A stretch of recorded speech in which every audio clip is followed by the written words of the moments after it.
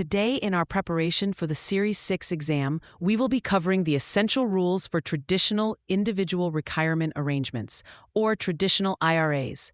This is a critical topic because the exam will test your understanding of not just the basics, but the specific details surrounding contributions, deductibility, and distributions. Let's start with contributions.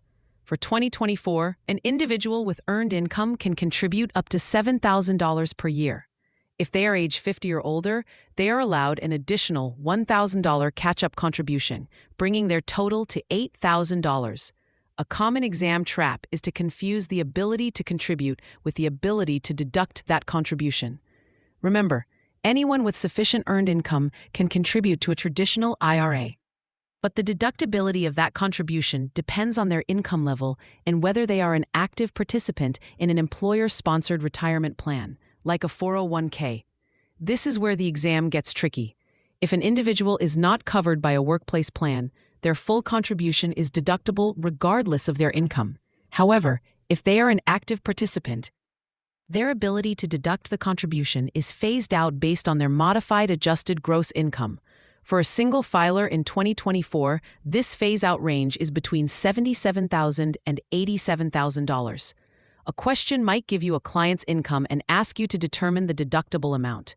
For instance, a single client covered by a 401k earning $90,000 can still contribute $7,000.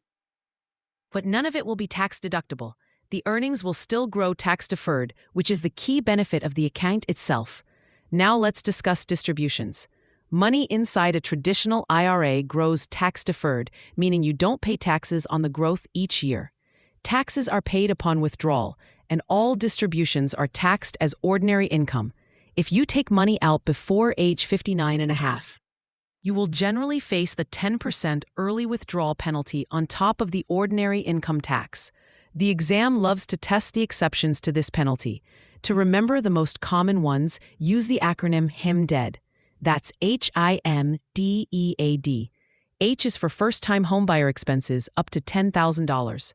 I is for health insurance premiums while unemployed. M is for medical expenses exceeding a certain percentage of your adjusted gross income. D is for permanent disability. E is for higher education expenses. A is for adoption or birth expenses.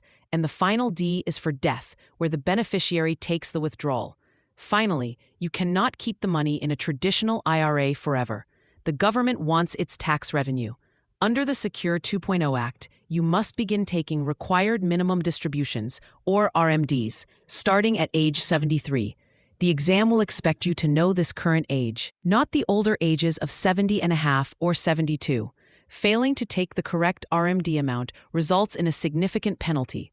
The exam might present a scenario where a client turns 73 and asks when they must take their first RMD. The rule states they must take it by April 1st of the year following the year they turn 73, and then every year by December 31st thereafter. This distinction is a classic testable detail. Understanding these specific rules is key to mastering the IRA questions on your exam.